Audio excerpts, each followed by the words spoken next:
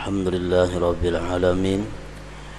Wabihi nasta'in ala umuri dunya waddin. Wassalatu wassalam ala ashrafil anbiya wal mursalin Sayyidina maulana Muhammadin wa ala alihi wa ashabihi ajma'in.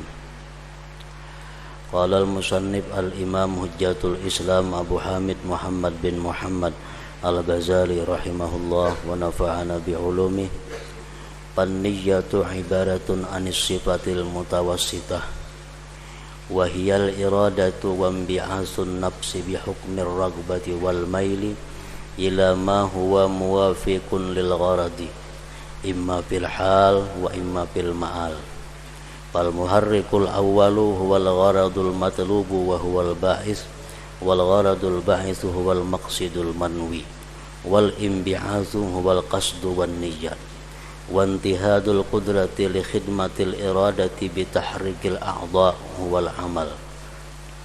Illa anna intihadul qudrati lil amal qad yakunu bi bahisin wahid wa qad yakunu bi bahisain ijtama'a bi fi'lin wahid wa idza kana bi bahisain faqad yakunu kullu wahidin bihaitsu law infarada lakana maliyan bi inhadil qudrah wa qad yakunu kullu wahidin qasiran anhu illa bil ijtima' wa qad yakunu ahaduhuma kafiyan lawlal akhar lakinnal akhar intahada 'adidan lahu wa muawina fayakhruju min hadha taqsim arba'atu aqsam fal nadhkur li kulli wahidin mithalan wa isma ila akhir.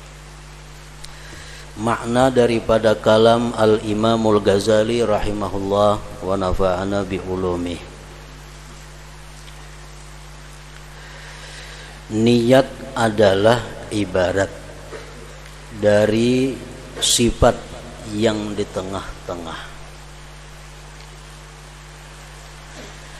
yaitu kehendak dan bangkitnya diri dengan hukum keinginan dan kecenderungan kepada apa yang cocok dengan maksud. Ada kalanya di waktu sekarang dan ada kalanya di waktu mendatang. Maka penggerak pertama adalah maksud tujuan yang dicari dan ia adalah pendorong. Maksud yang mendorong adalah tujuan yang diniatkan dan bangkit adalah kasat dan niat, dan terbangkitnya kemampuan untuk melayani kehendak dengan menggerakkan anggota-anggota badan adalah amal.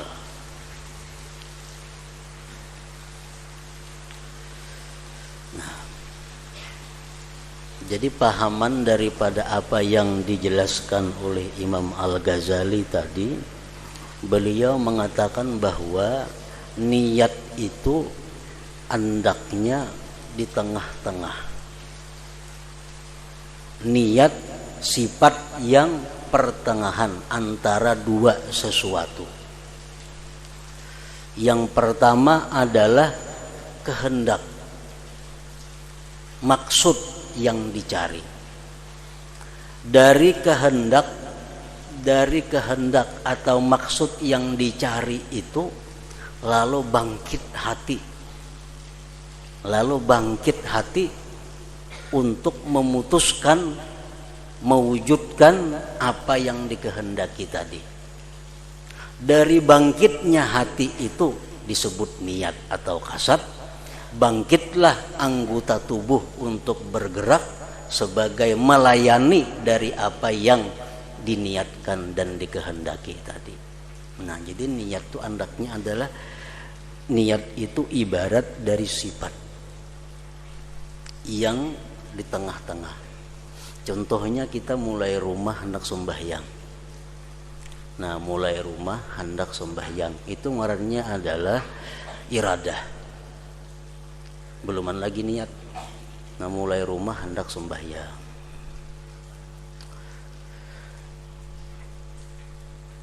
Kemudian kehendak sembahyang ini apabila kuat akan bangkit hati.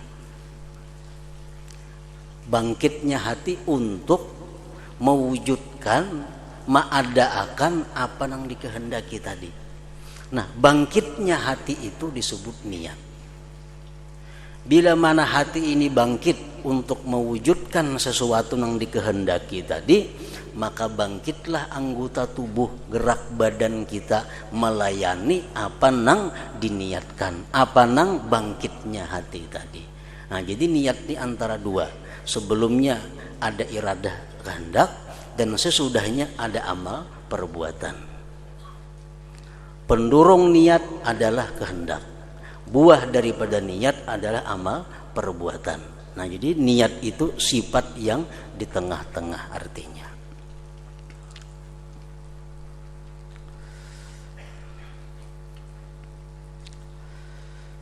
Maka penggerak pertama adalah maksud tujuan yang dicari dan ia adalah pendorong. Maksud yang mendorong adalah tujuan yang diniatkan dan bangkit adalah kasat dan niat. Dan terbangkitlah kemampuan untuk melayani kehendak dengan menggerakkan anggota-anggota badan adalah amal ngarannya.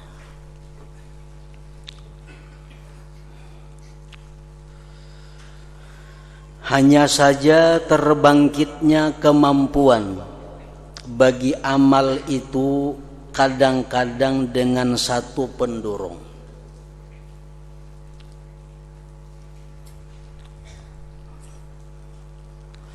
Hanya saja terbangkitnya kemampuan bagi amal, bagi bergeraknya anggota, bagi berjalannya batis, bergeraknya tangan.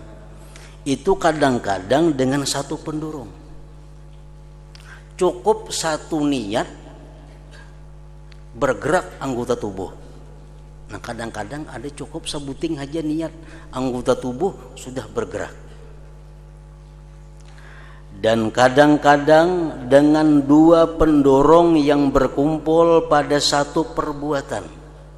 Kadang-kadang sebuting niat itu belum kawa menggerakkan anggota. Datang pulang sebuting niat tambahan, bergabung dua niat, hanya kawa bergerak anggota tubuh kita.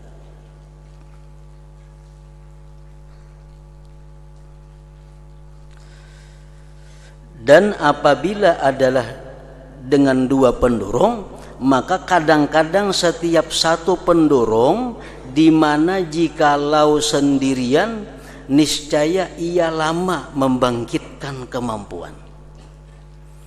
Amun ada yang sebuting pendorong cuma lambat. Amun niat sebuting aja lambat bergerak awak. Tapi kalau dua niat lekas bergerak. Nah, ada juga jam itu. Dan kadang-kadang setiap satu pendorong kurang daripadanya kecuali dengan berkumpul.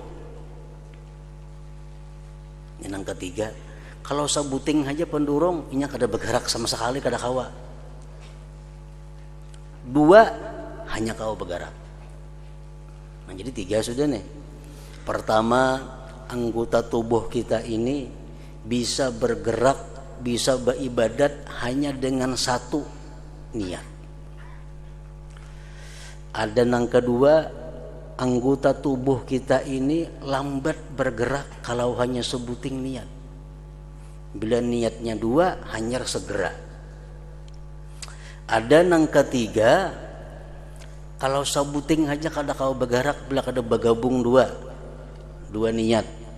Nah, yang ketiga. Dan kadang-kadang salah satunya itu cukup jikalau tidak ada yang lain, tetapi yang lain itu bangkit sebagai penguat dan penolong baginya.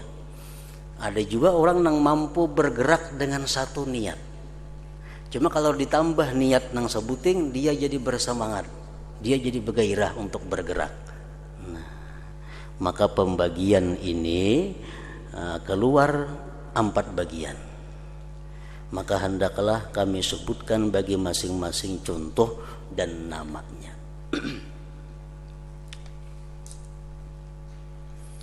Ada orang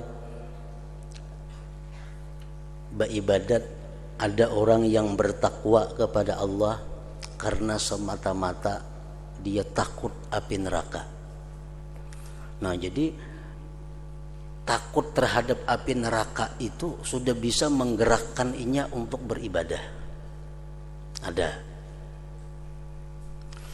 Ada orang yang takut dengan api neraka sudah mampu untuk menghalangi inya berbuat yang diharamkan Allah. Ada. Nah, kemudian ada lagi orang yang beribadat itu mesti dua niatnya. Satu, dia takut dengan neraka. Yang kedua, dia mengharapkan surga. Bergabung dua itu, hanyar inya tergerak untuk beribadah. Takut lawan neraka dan mengharapkan surga Allah, hanyar kau bangun untuk beribadah. Nah, jadi macam-macam yang menggerakkan manusia, yang bermacam-macam niat, bermacam-macam kasat yang bisa menggerakkan tubuh manusia untuk berbuat satu perbuatan. Yang pertama, bahwa pendorong yang satu itu sendirian dan terlepas dari yang lain. Cukup satu pendorong, cukup satu niat untuk menggerakkan orang tersebut berbuat sesuatu. Contohnya, sebagaimana manusia apabila diserang oleh binatang buas, maka manakala ia melihatnya, maka ia bangun dari tempatnya.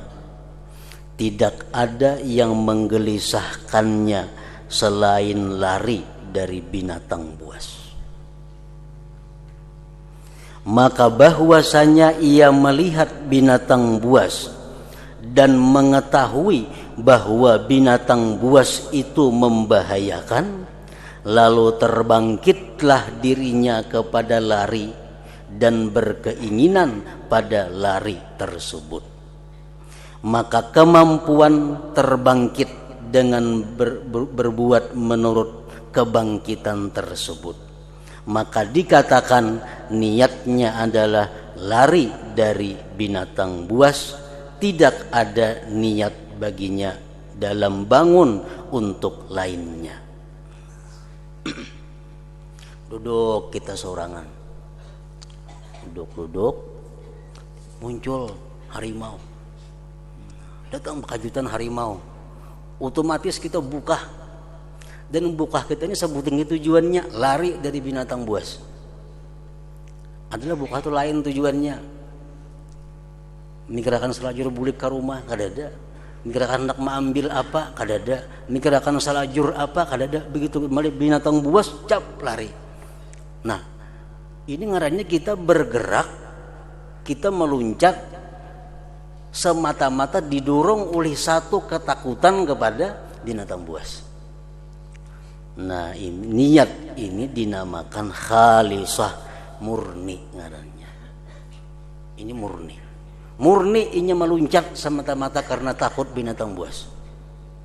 Ada tujuan lain. Dan amal dengan tuntutan khalisah, ikhlas tersebut dinamakan ikhlas, dengan disandarkan dengan maksud yang mendorong. Maksudnya ia murni dari persekutuan dan pencampuran yang lain. Nah, itu ngaran ikhlas. Kita beribadah semata-mata untuk mencari keridaan Allah. Sedikit pun kada ada yang lainnya. Kada ada pandang neraka, kada ada pandang surga, kada ada pandang manusia, kada ada pandang apa-apa. Kita bisa bergerak bangun ini untuk sembahyang 2 rakaat semata-mata untuk mencari keridaan Allah. Yang lain tidak ada sama sekali. Macam kita lari dari binatang buas semata-mata karena takut binatang buas. Nah, itu ngarannya ikhlas. Itu ngaran murni. Murni karena Allah.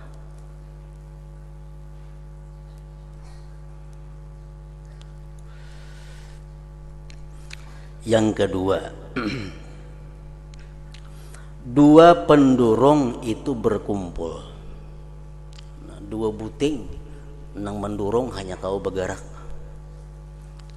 Dua pendurung itu berkumpul, masing-masing berdiri sendiri dengan membangkitkan jikalau ia sendirian. Ini dua tak kumpul pendurung. Padahal andai kata sabuting pun ini sudah bergerak. Ada ini dua. Nah, dua pendurung, satu perbuatan. Contohnya dari yang ditangkap oleh panca indera adalah bahwa dua orang laki-laki bantu-membantu pada membawa sesuatu menurut kadar kemampuan, di mana ia cukup dalam membawanya jikalau ia sendirian. Membawa tongkat, membawa kayu panjangnya semeter, paling-paling beratnya ampul aja lah. Ibarat surangan membawa tuh kada jadi masalah. Ada kawan menggani. Nah jadi lu berdua membawa kayu tadi. Padahal kalau surangan ini kada susah membawa itu. Lalu ada kawan menggani, ya berdua jadinya. Nah ini yang kedua. Dan contohnya pada maksud kami adalah bahwa ia diminta oleh kerabatnya, kulaknya yang miskin akan suatu hajat. Ada orang miskin, kula kita miskin, pakir mana keluarga, datang kepada kita hendak meminta duit 10.000 rupiah. Atau keluarga kita nang miskin ini datang kepada kita hendak menginjam kendaraan kita, minjam pang sepeda motor jarinya. Nah maka ia menunaikan hajatnya karena kepakirannya dan hubungan kerabatnya. Ayo pakai sepeda motor. Kenapa kita hakun mengunjuk? Satu karena ini kula, nang kedua inya kada diisi sepeda motor, inya miskin. Nah jadi dorongan itu kula ada, miskinnya ada, lalu kita injami kendaraan itu. Maka ia menunaikan hajatnya karena kepakirannya dan hubungan kerabatnya. Dan ia tahu bahwasanya jikalau tidak kepakirannya, niscaya ia menunaikan hajatnya dengan sebab semata-mata kerabat. Andai kata nang datang nih orangnya kada miskin tapi kula minjam kendaraan, jadi injami juga. Andai kata ini kada miskin orangnya datang kepada kita minjam kendaraan, kita injami juga karena ada kaitan kula. Dan bahwasanya jikalau tidak ada hubungan kerabatnya, niscaya ia juga menunaikan hajatnya dengan sebab semata-mata kepakirannya. Andai kata datang kepadanya orang miskin pakir, kada bakula kada, cumanya pakir miskin hendak minjam kendaraan, iya kita injami juga. Nah, datang sekaligus mana kula mana miskin, kita injami. Pendurungnya adalah kula dan miskin. Tapi pendurung ini andai kata bersendirian tetap injami juga. Andai kata datang kula nang sugih minjam kendaraan diinjami. Andai kata datang orang miskin nang kada keluarga minjam kendaraan, inya injami juga. Dan diketahui yang demikian itu dari dirinya bahwasanya jikalau datang kepadanya kerabat yang kaya, maka ia gemar pada menunaikan hajatnya. Dan orang fakir yang bukan kerabatnya, maka ia gemar pula pada menunaikan hajatnya. Andai kata datang kula nang kaya minjam, ya diinjami juga. Andai kata datang kada kula cuma miskin minjam, ya diinjami juga. Nah contohnya lagi, begitu pula orang yang diperintah oleh dokter meninggalkan makanan.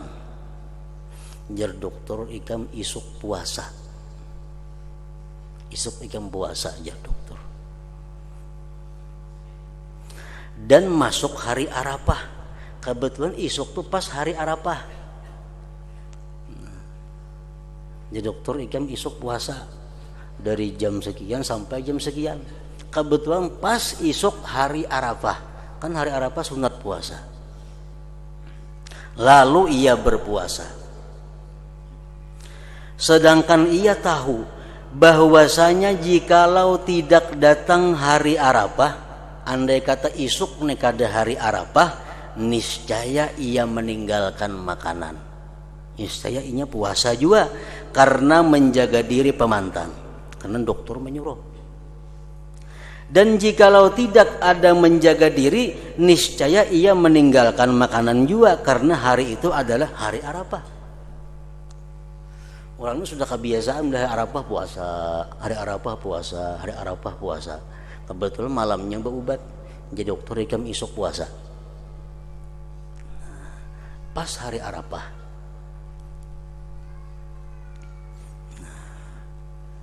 Lalu ini ada dua yang mendorong. Satu, suruhan agama puasa hari Arafah. Yang kedua, suruhan dokter.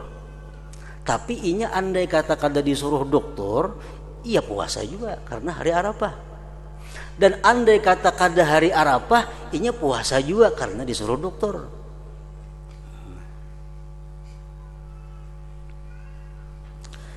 Dan keduanya telah berkumpul semuanya. Lalu ia maju untuk berbuat. Dan adalah pendurung yang kedua itu teman pendurung yang pertama. Kawan aja. Maka hendaklah kami namakan bagian ini murafaqah lil bawais. Menemani bagi semua pendurung ngarannya. Orang naik haji sambil berjualan, sambil membawa barang. Jadi inya ke Makkah ini tujuannya naik haji sekaligus membawa jualan. Andai kata kada musim haji, ini tetap tulak karena berjualan, mengantar barang ke Makkah. Berhubung musim haji, inya naik haji. Andai kata kada ada barang pun, inya naik haji juga karena itu musim haji. Nah ini masalahnya yang kedua macam itu. Nah kayak apa kayaknya hukumnya itu berpahala atau kada. Nah jadi masalahnya itu. Maka hendaklah kami namakan bagian ini murafaqatun lil bawais ngarannya, menemani bagi semua pendurung. Kalau yang pertama tadi itu sudah jelas, itu ikhlas murni ngarannya.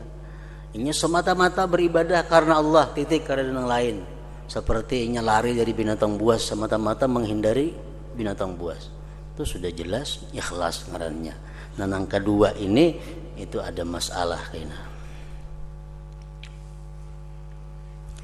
Yang ketiga, bahwa masing-masing tidak dapat berdiri sendiri. Masing-masing niat ini kada kawa menggerakkan anggota tubuh kita jikalau ia sendirian.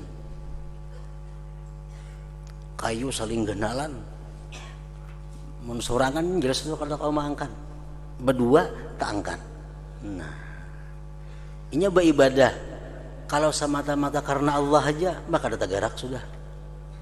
Tapi ada karena yang lain tagarak. Bahwa masing-masing tidak dapat berdiri sendiri jikalau ia sendirian. Tetapi berkumpulnya menjadi kuat untuk membangkitkan kemampuan. Jakanya ke orang aruh aja inya kada tak kalanggar isan itu. Kada tak kalanggar, jaka orang aruh aja tujuannya. Nah, kada tak kalanggar. Jakanya kada ada orang aruh, kada kalanggar juga. Tapi berhubung orang aruh ada, pas waktunya sembahyang Isya lalu jadi kalanggar itu dengan dua durungan, dengan dua pendurung.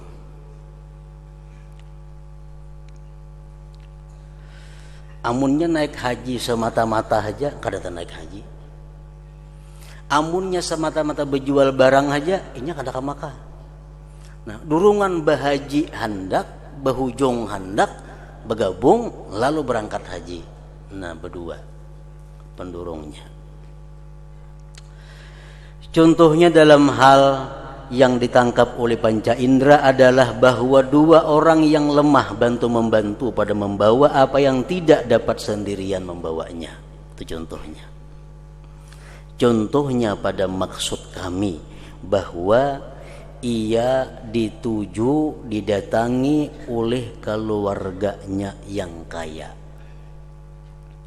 Lalu ia meminta dirham.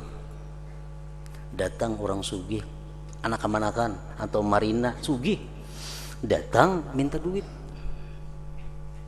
Maka ia tidak memberinya. Kada diberinya karena sugih. Dan ia dituju, didatangi oleh orang lain yang fakir. Datang orang fakir nang kada bakula kada, cuma miskin oleh datang hendak minta duit, kada diberi juga, karena kada bakula bang ini, jadi kada diberi.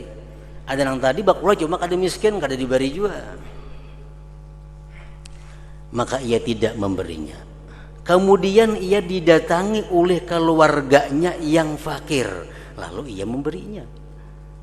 Nah, ini dua durungan, satu keluarga, satu fakir berhimpun, maka terbangkitnya memberi itu dengan berkumpul dua pendurung, yaitu keluarga dan kefakiran.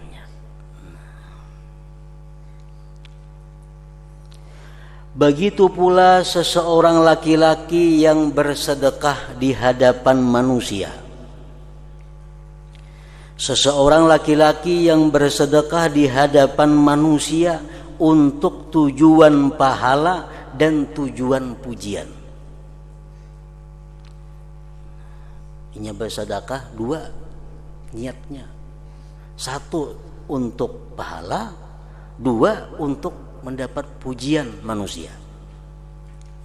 Dan adalah ia jikalau sendirian, niscaya tidak membangkitkan akan dia oleh semata-mata tujuan pahala atas memberi. Jakanya kadada orang walaupun berpahala inya kada memberi. Jakanya kadada orang melihat tuh walaupun pahalanya ganal inya kada memberi. Ada memberi. Dan jika seandainya orang yang minta itu orang fasik yang tidak ada pahala dalam bersedekah kepadanya, niscaya tidak membangkitkan akan dia oleh semata-mata riya atas memberi. Nah, walaupun di tengah orang banyak, tapi nang minta nih orang fasik, nang kada jadi pahala memberi, ini ada memberi juga. Kada memberi juga. Ada orang nang saleh miskin datang minta, tapi orang kadang melihatnya ini kada memberi, padahal pahalanya ganal tuh, tapi orang kada melihatnya ini kada memberi. Nah, di tengah orang banyak pulang datang orang miskin tapi orangnya fasik, lah diberi kada berpahala, ini kada memberi juga, takutan ada berpahala aja memberi ini sia-sia. Dan jikalau kedua tujuan itu berkumpul, niscaya keduanya itu menimbulkan dengan berkumpulnya akan penggerak hati. Nah, amun di tengah orang banyak, nang minta-mintanya orangnya saleh, nyembari. Kenapa? Karena pahala ada di untingnya, pujian orang ada di untingnya. Nah, dan hendaklah kami namakan jenis ini musyarakah ngarannya. Niat yang disebut dengan musyarakah. Nambah pahalakah nangka itu kadakah? Itu kayaknya dijelaskan oleh Imam Ghazali.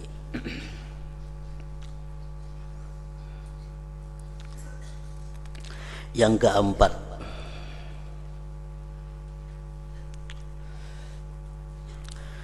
bahwa salah satu dari kedua pendorong itu berdiri sendiri. Jikalau ia sendirian dengan dirinya, dan yang kedua tidak dapat berdiri sendiri. Ini dua nang mendorong. Nang mendorong ini dua. Cuma di antara dua nang mendorong ini satu nang kuat. Nang sabuting pendorongnya kada kuat. Bahwa salah satu dari kedua pendorong itu berdiri sendiri jikalau ia sendirian dengan dirinya, dan yang kedua tidak dapat berdiri sendiri. Tetapi tatkala ditambahkan kepadanya, maka ia tidak terlepas dari memberi bekas dengan memberi bantuan dan kemudahan. Orang ini beribadah semata-mata mencari keridhaan Allah. Itu sudah cukup baginya untuk bisa menggerakkan tubuhnya sembahyang. Sudah cukup. Niatnya semata-mata karena Allah, itu sudah cukup menggerakkan, sudah mampu menggerakkan awaknya untuk sembahyang. Datang pendorong nang sebuting, umpamanya ria, pujian orang. Nah, pujian orang ini lemah. Andai kata dipuji orang, tetapnya sembahyang. Andai kata kada dipuji orang, tetapnya sembahyang. Nah, cuma pujian ini datang hanya sebagai menambah gairah, nah, menambah semangat beribadah. Misalnya menyakitnya mengaji saurangan, tetapnya mengaji. Cuma bisa membaca Quran itu. Bismillahirrahmanirrahim. Alhamdulillahirabbil alamin arrahmanirrahim. Ada orang datang, Maliki yaumiddin, iyyaka na'budu, bagairah. Among kata ada orangnya mengaji juga. Cuma ada orang sebagai penggairah. Nah, apakah ini ikhlas atau kada? Maka ia tidak terlepas dari memberi bekas dengan memberi bantuan dan kemudahan. Artinya kalau inya kadada orang tetapnya bersedekah, nah 10.000. Orang ada 15.000. Nah, begairah 15.000. Padahal kadada orang tetapnya bersedekah cuma 10.000 aja. Contohnya pada seseorang, pada sesuatu yang ditangkap oleh panca indera, bahwa orang yang lemah membantu orang yang kuat untuk membawa sesuatu. Dan jikalau orang yang kuat itu sendirian, niscaya ia dapat berdiri sendiri. Dan jikalau orang yang lemah itu sendirian, niscaya ia tidak dapat berdiri sendiri. Sesungguhnya demikian itu secara keseluruhan memudahkan amal dan memberi bekas dalam meringankannya.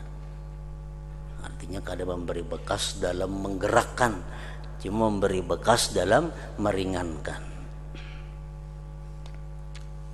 Contohnya pada maksud kami adalah bahwa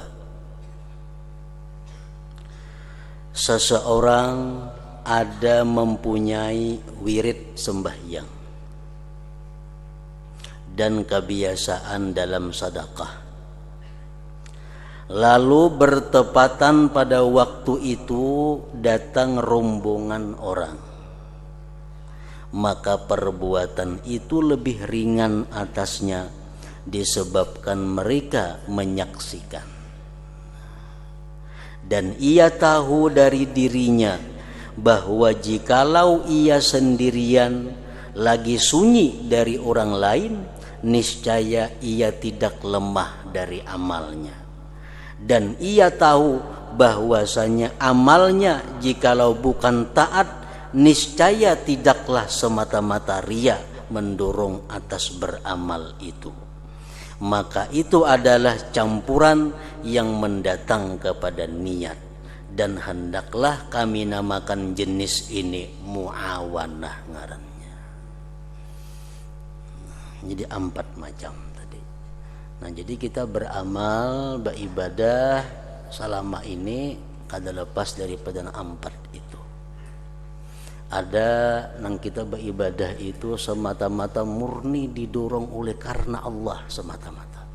Walaupun kada ada apa-apanya, kada ada tujuan lain, semata-mata karena Allah, titik. Nah, itu ngarannya ikhlas. Nah, kemudian yang kedua, orang yang beramal menunggu 2 pendorong. Inya beramal karena Allah dan karena selain Allah. Kalau karena Allah aja kada tagarak. Kalau karena selain Allah aja kada tagarak juga. Bergabung 2 karena Allah dan kada karena Allah jadi beramal. Nah, itu nang kedua. Ya kadang-kadang kita mau juga nang macam itu.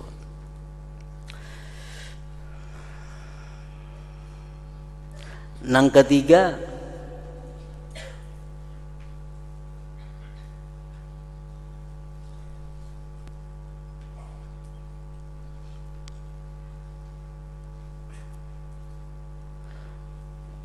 masing-masing tidak dapat berdiri sendiri jikalau ia sendirian, tetapi berkumpulnya menjadi kuat untuk membangkitkan kemampuan.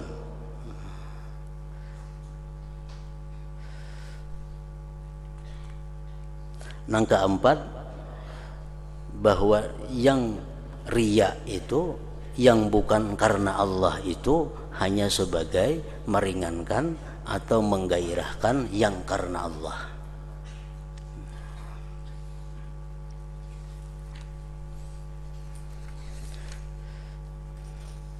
Pendorong yang kedua, ada kalanya ia menemani atau sekutu atau penolong. Pendorong yang kedua ada kalanya ia menemani atau sekutu atau penolong, dan akan kami sebutkan hukumnya pada babul ikhlas, bab ikhlas. Dan tujuan sekarang adalah menjelaskan bagian-bagian niat. Sesungguhnya amal itu mengikuti pendorong atasnya, maka hukum dapat diperoleh daripadanya. Karena itu dikatakan sesungguhnya amal perbuatan itu dengan niat. Amal perbuatan itu innamal a'mal bin niat. Karena ia adalah, amal itu adalah pengikut yang tidak ada hukum pada dirinya. Sesungguhnya hukum itu bagi yang diikuti. Nah, amal itu pengikut, niat nang diikuti. Kalau niatnya baik, otomatis amalnya menjadi baik. Kalau niatnya kada baik, amalnya walaupun kelihatan baik tetap jadi kada baik. Karena pengikut itu kada dihukumkan apa-apa. Nang dihukumkan itu adalah yang diikut. Yang dijadikan hukum adalah yang diikut. Yang diikut adalah niat. Amal perbuatan itu pengikut atau yang mengikut kepada niat. Nah, penjelasan tentang rahasia sabda Rasulullah sallallahu alaihi wasallam, niyatul mu'min khairun min amalihi. Niat orang mukmin lebih baik daripada amalnya. Nah, itu ada rahasia-rahasia yang akan beliau jelaskan. Nah, hingga situ kata alhamdulillah.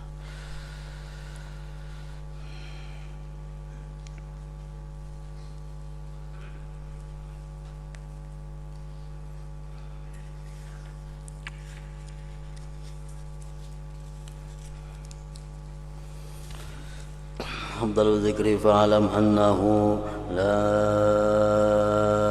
ilaha illallah Muhammadur Rasulullah, la ilaha illallah